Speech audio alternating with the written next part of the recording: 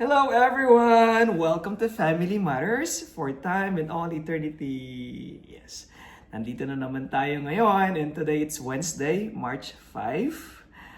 Um, ang temperature ngayon, check natin, -1 ang temperature natin ngayon dito sa Calgary. At ngayon, nag-iisip ako ng magandang iluluto at naisip ko, magandang magluto ngayon ng ginisang munggo. Guys, ito. Pressure cooker ko na yung munggo para mabilis palambutin, no? So, guys, samahan niyo ako. Simple lang naman, sabi ko nga, everyone can learn, no? Everyone can cook.